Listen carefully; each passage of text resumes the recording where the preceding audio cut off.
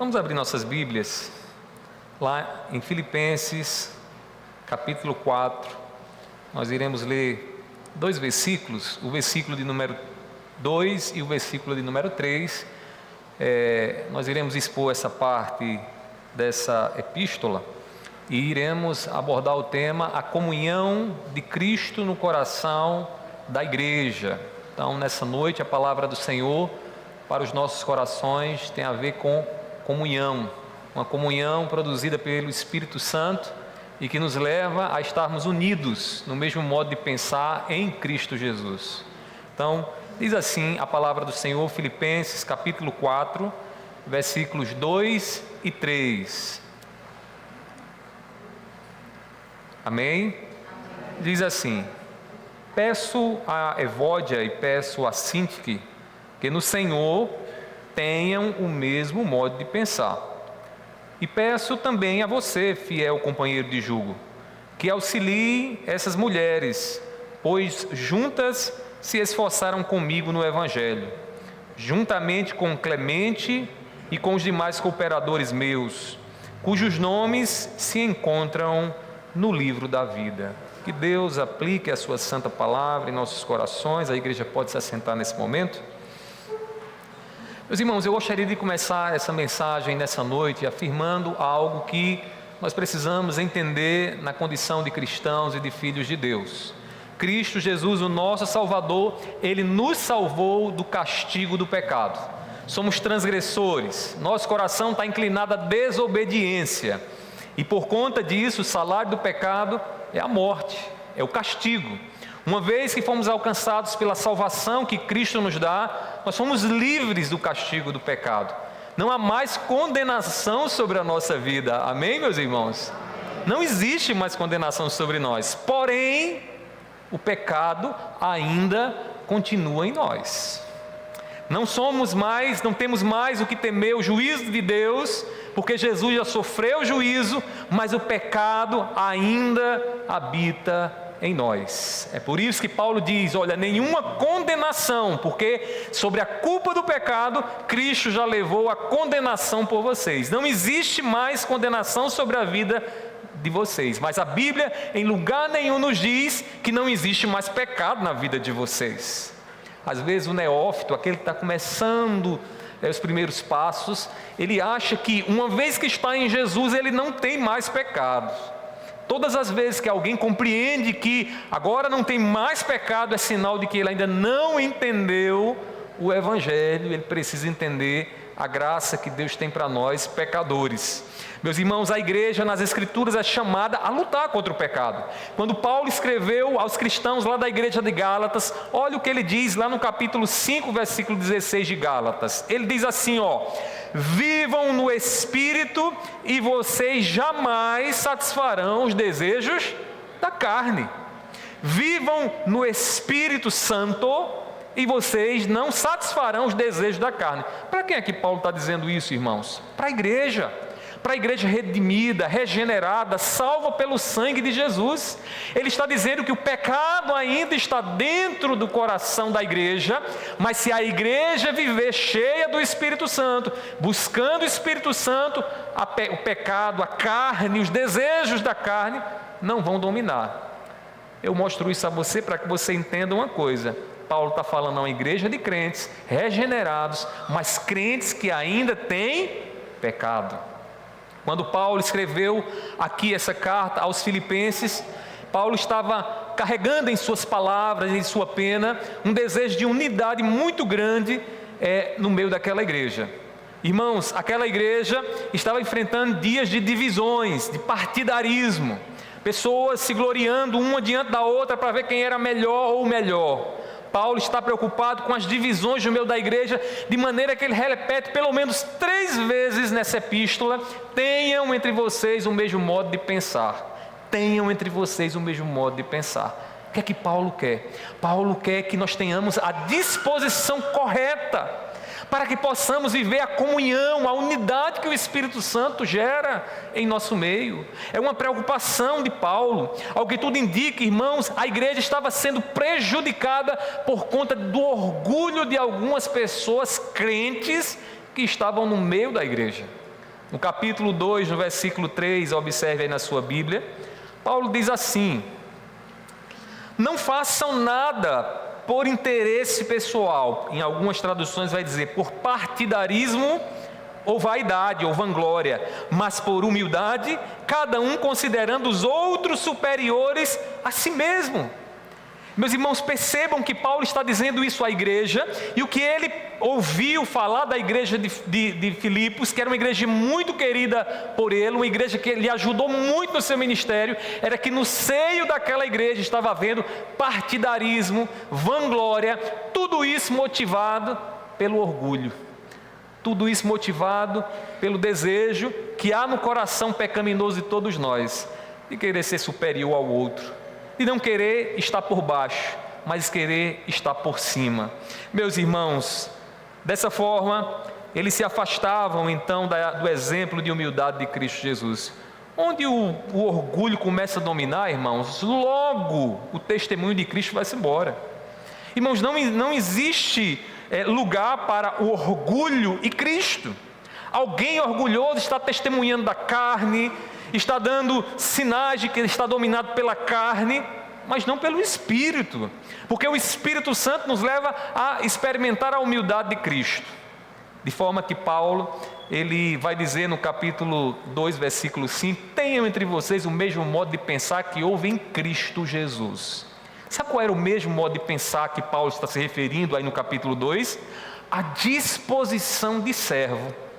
Ele diz, olhem para Cristo, ele era Deus, não teve por usurpação ser igual a Deus, antes a si mesmo se esvaziou da sua glória e tomou a forma de servo.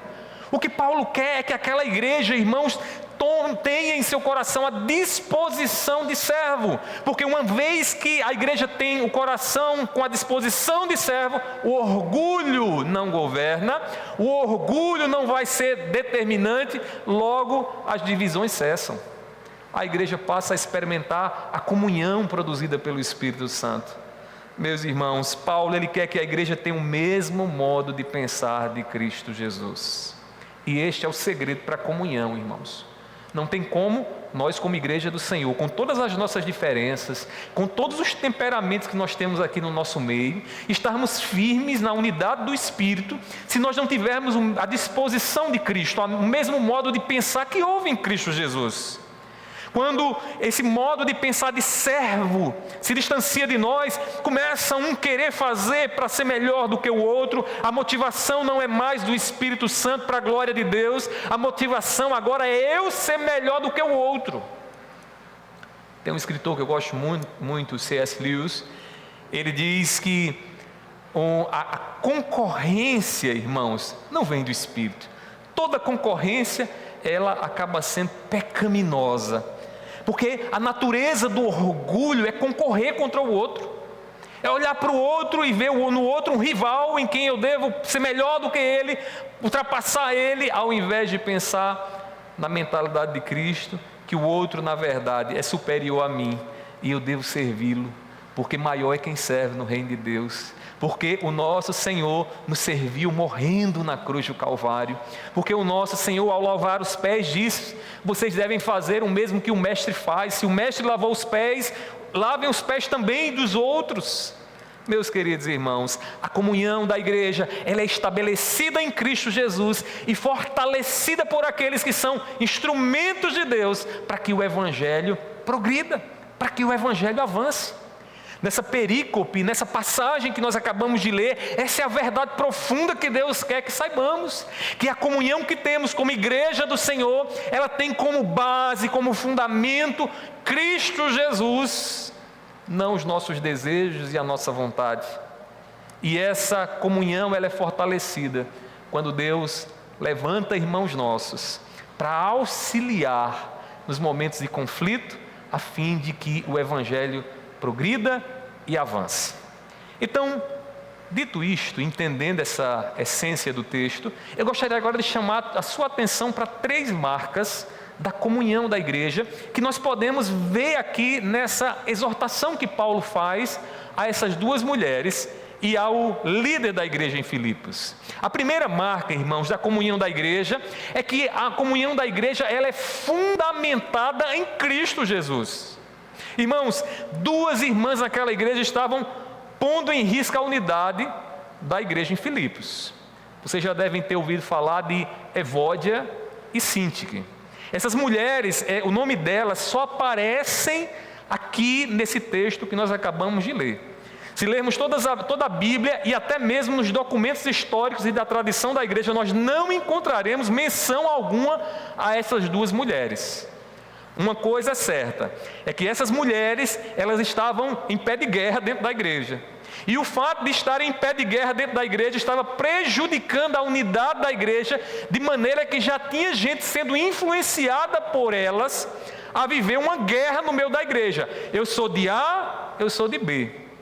Isso não é uma coisa muito estranha na igreja, porque Paulo, quando escreve aos Coríntios, ele diz que uns diziam eu sou de Paulo, outros diziam eu sou de Apolo, e já mostrando, irmãos, que a igreja sempre foi tentada a viver dividida e rachada. Paulo, então, escreve essas duas irmãs, Evódia e Sintique. No versículo 2 diz assim, olha as palavras dele. Ele diz, peço a Evódia e peço a Sintique que no Senhor tenham o mesmo modo de pensar. Meus irmãos, Paulo pede aqui que cada uma tenha o mesmo modo de pensar no Senhor, né? Ele diz, no Senhor tenha o mesmo modo de pensar. Paulo não vai levantar razões e dizer, quem é que está certa? É Evódia ou é Sintique? Paulo chama a unidade.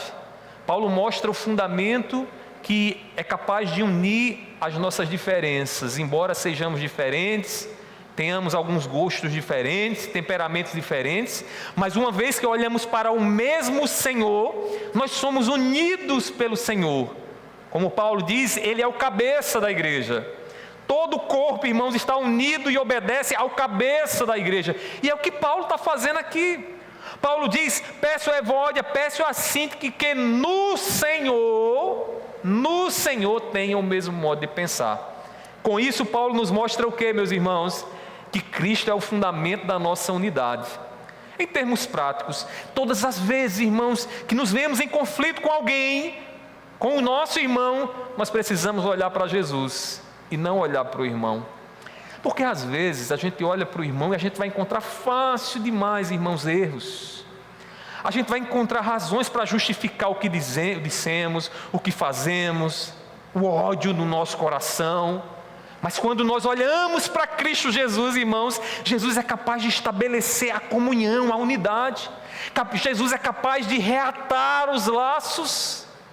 Meus irmãos, quantas vezes no casamento não é assim, né?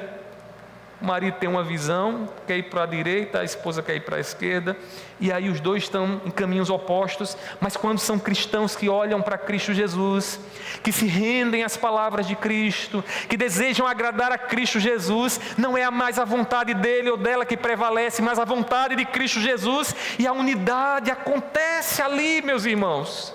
Paulo está chamando aqui a igreja, aquelas duas irmãs, minhas queridas irmãs, que vocês tenham o mesmo modo de pensar, que ouvem Cristo Jesus, tenham a disposição de servas, para que vocês não estejam se engafinhando, brigando, dizendo uma coisa contra a outra, arrebanhando pessoas para o seu time, para você rachar a igreja.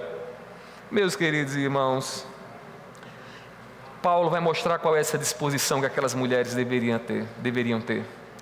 Quer ver? Abra a sua Bíblia. Aí no capítulo 2, no versículo 5. Aqui, a partir do versículo 5 até o versículo 11, irmãos, é um cântico antigo, é um hino antigo. Um hino que foi usado por Paulo aqui para instruir a igreja e para que a igreja aprenda a disposição que ela deve ter todas as vezes que os conflitos aparecerem. Capítulo 2, versículo 5 em diante. Eu vou ler, escute só. Tenham entre vocês, Evódia e Sintique, o mesmo modo de pensar de Cristo, que mesmo existindo na forma de Deus, não considerou ser igual a Deus algo que deveria ser retido a qualquer custo, ou seja, ele abriu mão da glória dele, da posição dele. Pelo contrário, ele se esvaziou, assumindo a forma de servo. Por que não a forma de rei? Por que não a forma de um grande administrador, de um CEO? Não, ele tomou a forma de servo. Ele escolheu, irmãos, o lugar mais baixo para ocupar. E aí ele continua dizendo: tornando-se semelhante aos seres humanos e reconhecido em figura humana, ele se humilhou, tornando-se obediente até a morte, morte de cruz. Por isso também Deus o exaltou sobremaneira. O que é que Paulo está dizendo aqui? Evódia e Sinti, que se vocês querem ser exaltadas por Deus, sejam como Jesus, tenham a disposição de servo. Porque uma vez que vocês são servos, vocês vão ser exaltados pelo Senhor. Porque os humilhados são exaltados.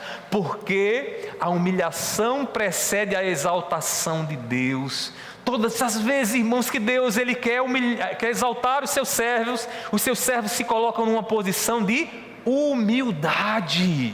Porque foi isso que Jesus fez, irmãos.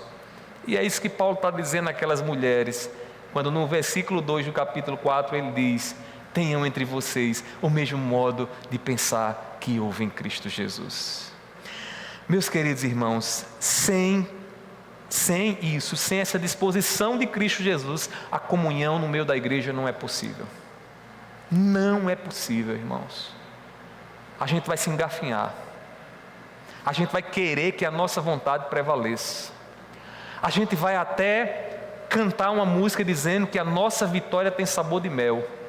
Todas as vezes que eu humilhar o meu irmão, todas as vezes que eu pisar na cabeça dele. Mas quando é a disposição de Cristo que está em nós, irmãos, nós olhamos para o nosso irmão, para a nossa irmã e dizemos: minha irmã, eu estou aqui para te servir como Cristo Jesus serviu. Você entende o lugar de humildade e Deus vai te exaltando. E Deus, não você, Deus vai te exaltando. Peçamos a Deus, irmãos, um coração disposto a ter a humildade de Cristo Jesus. Peçamos a Deus um coração que naquele momento que nós nos sentimos feridos e humilhados, nós tenhamos o coração de Cristo e não nosso coração velho carnal, cheio de pecado. Meus irmãos, enquanto o nosso modo de pensar não for o de Cristo, tentaremos resolver as nossas diferenças motivados pelo orgulho. É sempre assim, irmãos. É sempre assim. Foi assim com Evódia e Sintique, e é assim com você e o seu irmão, com você e o seu parente próximo, com você e os seus filhos, com você e o seu cônjuge. É sempre assim. Quando Cristo não governa e não reina, é o orgulho, irmãos, que prevalece. E quando o orgulho tenta resolver os problemas, é como alguém tentar apagar a fogueira com gasolina. Não vai conseguir nunca. Pensa que está apagando, mas só está aumentando a fogueira, né? Você tenta, agora eu vou mostrar a razão, e agora todo mundo vai me apoiar, está piorando a situação ainda mais. Não é assim? O que é curioso, e aqui eu abro curioso e terrível, né, ao mesmo tempo, é que todas as vezes, irmãos, que nós não tentamos resolver os nossos pecados, sem nos arrepender deles, sem estar prontos a voltar e mudar de direção, a tendência é a gente se envolver em outro pecado. Já ouviu aquela história da criança que cometeu um pecado e ela, para justificar aos pais o seu pecado, para que os pais não saibam, ela conta uma mentira e ela cria um outro pecado, e aí os pais pressionam ela e ela inventa uma história do outro, ou seja, não é mais um pecado que ela cometeu, é um segundo pecado que ela fez e agora envolve outras pessoas, e isso vai se tornando cada vez pior. É assim que o orgulho faz no coração todas as vezes, irmãos, que conflitos aparecem e nós não temos a disposição de Cristo Jesus para resolver os problemas. A gente pensa que está consertando, mas a gente só está piorando. A gente pensa que a gente está curando a ferida, mas a gente está aumentando a ferida. Porque, irmãos, para curar as feridas causadas pelos conflitos, nós precisamos ter o mesmo modo de pensar que houve em Cristo Jesus. A mesma disposição dele, a disposição dele é a disposição de servo. Meus irmãos, em Cristo nós aprendemos uma disposição que o Espírito Santo nos ajuda a viver e assim resolver os nossos conflitos e as nossas diferenças com sabedoria, meus irmãos. Problemas muitas vezes relacionais em casa, no trabalho, na igreja. Nós precisamos da mentalidade de Cristo para resolver os problemas com sabedoria. Porque o sábio, irmãos, ele não procura vencer o debate. O sábio, ele procura fugir do problema. E às vezes, irmãos, quando a gente está debatendo e quer ganhar do outro na argumentação, a gente não quer fugir do problema, a gente está atrás do problema. E quando a gente está atrás do problema, meus irmãos, não há sabedoria, porque o sábio foge de problema. O sábio não é aquele que, se começar a mexer comigo, o bicho vai pegar. Tem sabedoria nenhuma nisso. A palavra do Senhor diz que o sábio, quando vê um problema, ele faz de tudo para fugir do problema. Mas se envolver com o problema, querer o mal, ferir com palavras, isso não procede, irmãos de Deus. Isso não procede de Deus. Amém? Amém. Primeira marca, irmãos, é que a comunhão da igreja está fundamentada em Cristo Jesus. Ela é sustentada em Cristo. Por isso que Paulo diz, Evódia e Síntique, em Cristo tenham o mesmo modo de pensar. No Senhor, né? No Senhor tenham o mesmo modo de pensar. Porque Cristo é o fundamento. Mas eu queria destacar aqui uma segunda marca da comunhão da igreja. E que marca é essa, irmãos? A comunhão da igreja é auxiliada pelos servos do Senhor. Naquele problema dentro ali da igreja em Filipos, Paulo se utiliza do líder daquela igreja. E aqui me permitam fazer uma explicação melhor. Há uma discussão entre os estudiosos, quem é esse você que Paulo está se dirigindo aqui?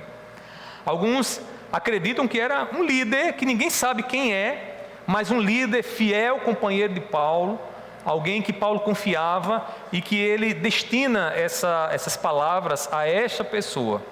Outros acreditam que talvez o nome pelo qual é traduzido companheiro fiel seja o nome do líder, o que é menos provável. E eu sou mais inclinado aqui a acreditar que este líder aqui é Epafrodito. No capítulo 2, versículo 5, Paulo cita o nome de Epafrodito, que vai àquela igreja e não faz mais menção do nome, mas apenas se dirige como fiel companheiro. Então, eu acredito que Epafrodito aqui seria esse líder para quem Paulo está se dirigindo. E qual a importância de Epafrodito, então, nessa passagem que nós acabamos de ler? Paulo conta com Epafrodito para que Epafrodito auxilie ele, fazendo o quê? Conversando com aquelas duas irmãs, para que aquele problema cesse. O que é que Paulo está fazendo? Paulo está utilizando, irmãos, aqui um servo de Deus, fiel, um homem de Deus, para intermediar no problema entre aquelas duas irmãs. Quer ver? Observe no versículo 3, diz assim, ele pediu no versículo 2 a Evódia e a Síntique, e agora no 3 ele diz, e peço também a você, fiel companheiro de jugo, que auxilie essas mulheres. Meus irmãos, Epafrodito, se foi ele mesmo, ou o líder aqui dessa igreja, foi um instrumento de graça na vida dessas duas mulheres. A gente não sabe se no final das contas elas se resolveram, a Bíblia não diz, não se tem notícia na história, mas aqui tem um fato, que Deus usa servos dele como instrumento para que a comunhão aconteça, para que a divisão cesse. Ele levanta homens e mulheres não para tocar fogo na coisa, não para dizer, eu estou do lado de A ou de B, né? Porque às vezes é assim, né? Estou do lado dele, estou do lado de Síntique e eu estou do lado de Evódia. Meus irmãos, o servo de Deus, que Deus utiliza para manter a comunhão da igreja, ele não toma partido. Ele só tem um Senhor e ele sabe a quem serve, e este é Jesus. Meus irmãos, Paulo faz um pedido aqui a esse fiel companheiro, provavelmente Epafrodito. E quando nós olhamos, irmãos, para o que aconteceu aqui, um servo ele sabe da importância da igreja estar unida. Provavelmente Paulo já havia ensinado esse servo de que a igreja não pode testemunhar do evangelho se ela estiver dividida. Uma igreja dividida não pode testemunhar de Cristo. Um servo de Deus, irmãos, ele luta para que a carne não prevaleça em meio aos conflitos da igreja, porque é tentador, né? Pastor, o que é a carne? A carne aqui é os seus recursos, os seus meios, a sua inteligência, a sua capacidade argumentativa, né? A estratégia que você tem, que você usa e que você acha que vai causar algum resultado. Obra da carne. Irmãos, o que dá resultado no reino de Deus e não no reino das trevas é estarmos imitando a Cristo Jesus, é termos em nós a disposição de Cristo Jesus. Jesus, ele ensina muito bem à igreja como é que se resolve problemas. E esse servo para quem Paulo aqui dirige essas palavras, certamente entendeu o que Jesus já havia ensinado. E eu vou lembrar aqui a vocês. Lá em Mateus capítulo 18, quando Jesus fala de como resolver um problema do irmão contra você, ele diz o seguinte: primeiramente, se o irmão pecou contra você, você faz o quê? Chama ele, só você e ele, né? Vá ali no canto, só você e ele, não precisa expor nada, conversa com ele, igual meu irmão, né? Eu fiquei chateado, me machucou o que você falou, né? Aqui não fala no primeiro passo expor, não fala em chamar com sabedoria ali, ó, você e ele, para conversar. Depois Jesus diz: se porventura o irmão se arrependeu e dizer, poxa, eu errei, caramba, não deveria ter feito isso, você ganhou o irmão, Deus será glorificado. Mas e se o seu irmão disser, não, espera aí, você está errado, e o conflito continuar, aí vem o segundo passo que Jesus ensina. E qual é esse? Chama o teu irmão. É aqui que entra Epafrodito nessa história de Síntique e Evódia. Então Paulo diz: servo, companheiro fiel, eu preciso do teu auxílio. Ou seja, ele está envolvendo quem? Uma terceira pessoa naquele conflito. E ele diz: auxilie essas mulheres, resolva esse problema entre essas mulheres, porque se você resolver o problema com essas mulheres, Deus será glorificado. Então, é o segundo passo. Mas Jesus ainda diz o seguinte: e se mesmo assim, levando um Epafrodito, Evódia e Síntique, não se resolverem, nenhuma das duas, ou uma tiver à disposição de Cristo e a outra não tiver, o que é que se deve fazer? Então Paulo diz: leva para a igreja, torna público. Ó, o problema aqui não tem solução. E ele diz mais: considera a parte que não se arrepende, gentil, publicano. Sabe o que é isso, irmãos? Pessoas que nunca conheceram a Deus, pessoas que não se renderam ao senhorio de Cristo Jesus. Então, meus irmãos, esse é o caminho para resolver o problema. Esse é o problema. Agora, deixa eu dar só uma dica aqui a vocês: cuidado para não queimar as etapas, porque às vezes tem gente que quer resolver o problema já expondo tudo para o mundo todo, né? Não é assim que se resolve. Se o irmão machucou você, feriu você, não expõe logo ele não, vai conversar com ele sozinho, chama ele, meu irmão, minha irmã. Eu imagino Epafrodito dizendo àquelas duas mulheres: olha, em vez de vocês estarem nas praças discutindo, vocês deveriam conversar só vocês duas ali, vão lá, tentem se resolver, olhem para Cristo, tem uma disposição de servas, e vocês vão resolver isso rapidamente. Agora não vão logo para a praça não, porque vai acabar que vai ser complicado para vocês, outras pessoas vão se envolver, e aí a coisa vai ficar difícil. Paulo diz, irmãos, que os mais fortes devem sustentar os mais fracos. Epafrodito aqui era a parte forte, que deveria suportar os mais fracos. Sabe o que é suportar o mais fraco? É perceber a fraqueza, a debilidade dele ainda espiritual, olhar com misericórdia e paciência, aguardando um arrependimento da parte dele. Veja o que Paulo diz em Romanos 15:1. Ele diz assim: ora, nós que somos fortes na fé, temos de suportar as debilidades dos fracos e não agradar a nós mesmos. Se você é forte, você vai olhar para aquele irmão que pisou no seu calcanhar, que pisou no seu pé, que lhe chateou, e vai dizer: eu preciso suportar esse irmão. Agora não é aquele suporte, eu não aguento. Não, é dizer, espera aí, o irmão falhou, como é que eu posso ajudá-lo? Ele está engatinhando, eu sou mais maduro do que ele. Então como é que eu posso ajudar esse irmão? Vou colocar ele na minha mão, vou conduzir ele, vou orientar ele, eu sou a parte mais forte. Meus irmãos, isso é um dever de todo cristão, o que Epafrodito estava fazendo. Agora, sabe o que é que às vezes acontece, irmãos? Às vezes tem gente que está lá na arquibancada, comprou a pipoca, o refrigerante, está lá só vendo a festa, o circo pegando fogo e dizendo, eu acho que fulana, que é Evódia, vai ganhar. Eu acho que Cíntia que vai ganhar. Não tem sabedoria, irmãos. Pessoas assim não entenderam a posição de Epafrodito, de conciliador, de alguém que está ali para unir as partes e não para dividir. Meus irmãos, se você já tentou sozinho restaurar a comunhão com seu irmão e não conseguiu, deixa eu lhe dar aqui uma dica. Talvez seja a hora de você convidar um servo como Epafrodito ou uma serva como Epafrodito. Se você já tentou conversar ali, sabe que toda vez que vai dormir aquele pensamento, está voltando, porque você sabe que a coisa não foi resolvida, é hora de chamar o Epafrodito. Ô pastor, e o Epafrodito é qualquer pessoa? Infelizmente não. Porque tem gente que não vai lhe ajudar. O servo de Deus que é escalado para mediar um conflito, irmãos, ele não é advogado de ninguém. Se você chama alguém para resolver um problema e diz, é o meu advogado, ele vai lutar por mim, ele vai argumentar por mim, não é um servo de Deus. Porque o servo de Deus, ele vai buscar a união, a comunhão, ele vai buscar a restauração e não advogar por uma das partes. Imagina aquele líder dizendo, mas eu acho que o argumento de Evódia é mais poderoso. Certamente não seria, como Paulo diz, um servo de Deus fiel, um fiel companheiro. Então cuidado.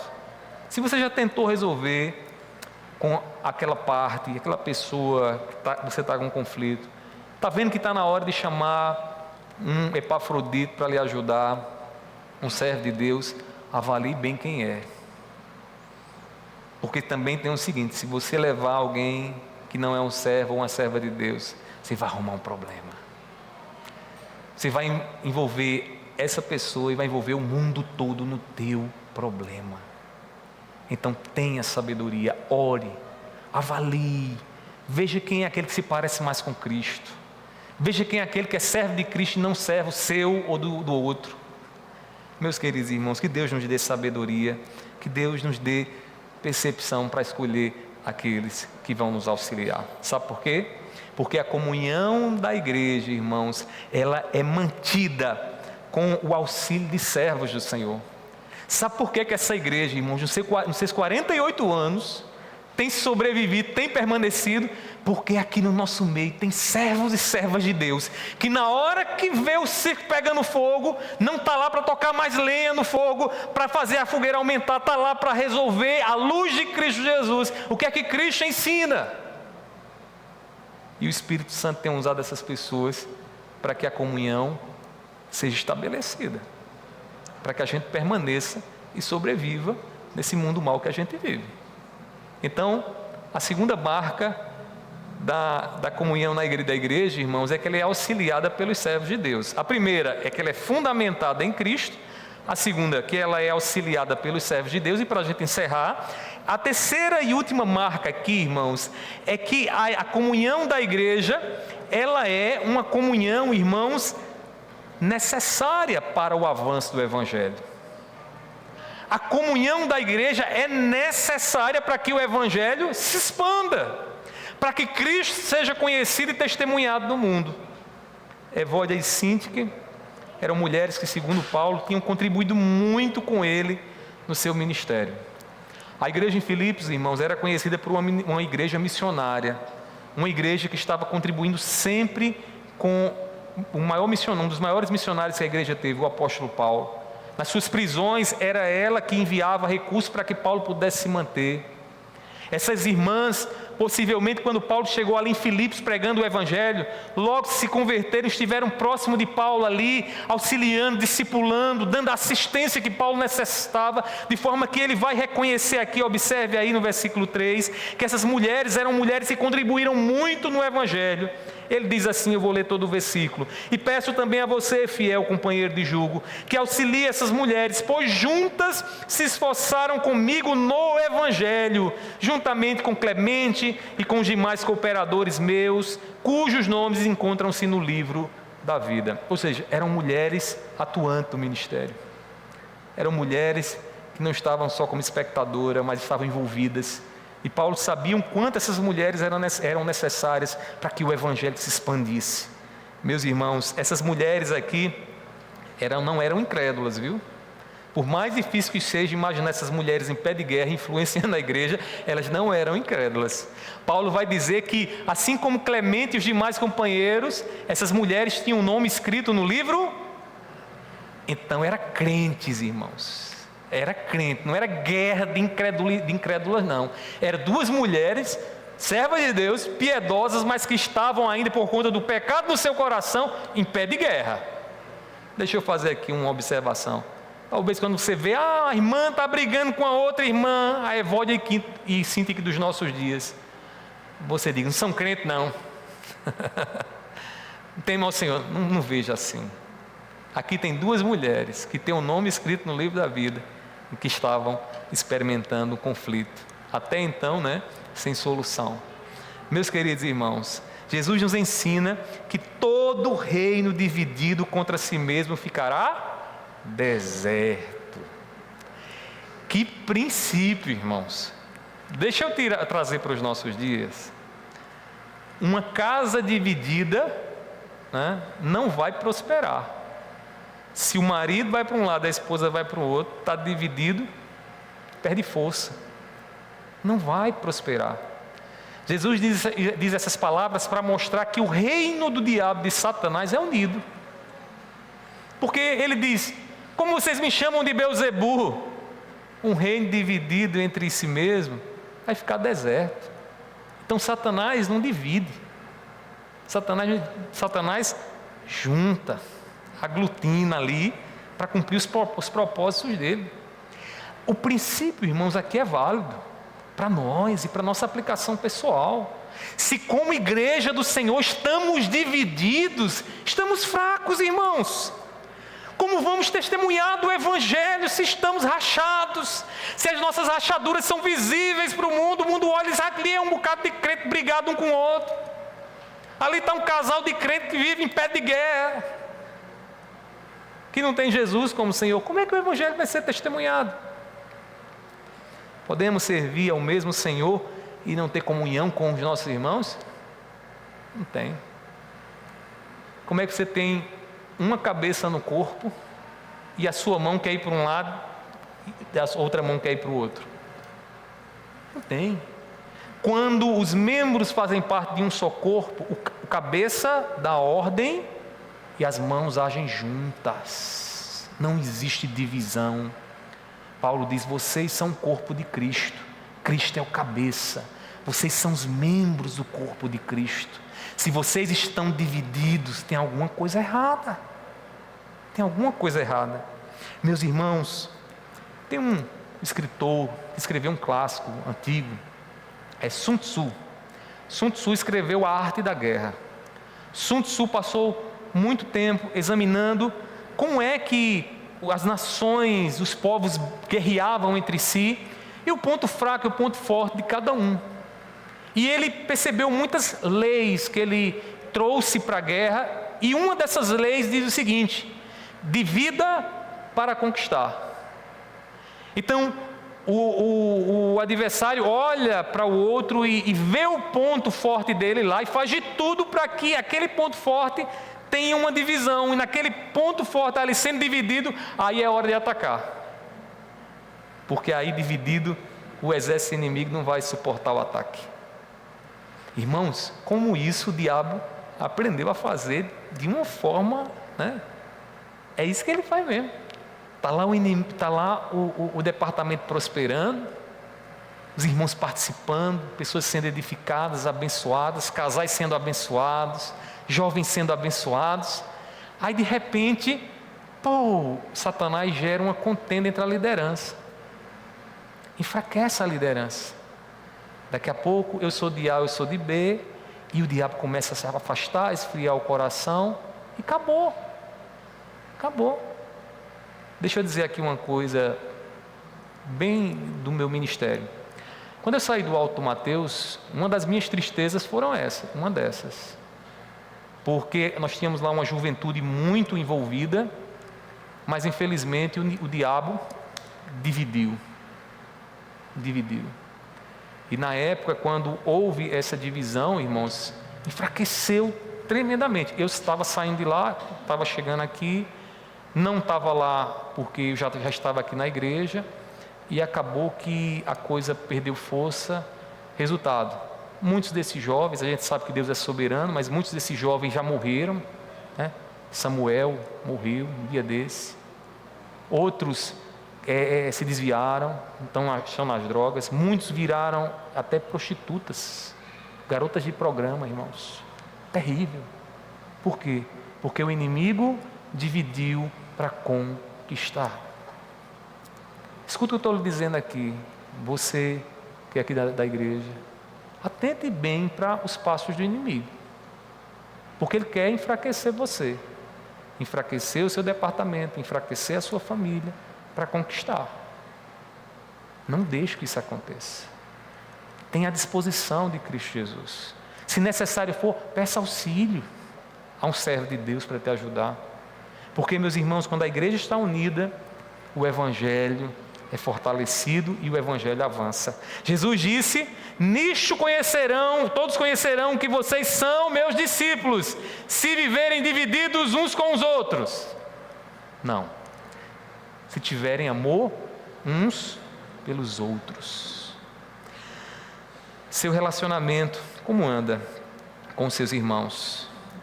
Lembre-se, você e eu ainda carregamos o pecado dentro do nosso peito. E cedo ou tarde, irmãos, nós quebraremos a comunhão com os nossos irmãos. E quando isso acontecer, nós precisamos lembrar bem do que Deus está ensinando aqui nessa perícope que nós acabamos de ler. Meus irmãos, precisamos ter a disposição de Cristo Jesus. Portanto, analisemos qual é a disposição que tem guiado a resolução dos nossos conflitos. Quem sabe ainda hoje você vai tentar resolver o problema, o estrago, a rachadura, fechar lá a rachadura. Qual é a disposição do seu coração? É a disposição de servo? Ou está se preparando para ir para a guerra? Com as suas próprias forças. Meus irmãos, a disposição do orgulho ou da humildade não tem meio termo. Ou estaremos com um coração humilde ou com um coração orgulhoso para resolver o problema. Ou olharemos para o nosso cônjuge e diremos a ele e a ela: meu amor, me perdoe, eu falhei, eu errei. Ou a gente vai querer racionalizar, arrumar argumento, para no final das contas dizer: eu ganhei, mas perdi o outro. Meus queridos irmãos, será que temos essa disposição? Conte com o apoio de seus irmãos. Se está sentindo que está difícil para resolver aquele problema com seu irmão, chega na igreja, olha ele de longe assim e diz: meu Deus, como é difícil resolver isso. Pede o auxílio de um servo de Deus. Aqui nós temos vários, né? Peça ao Senhor que te mostre quem pode te auxiliar nesse momento. Meus irmãos, que a comunhão de Cristo seja vivida entre nós. Que essa comunhão que nós nessa noite aprendemos a parte do Senhor seja testemunhada nos nossos relacionamentos. Que além, né, de todas as demais virtudes de Cristo,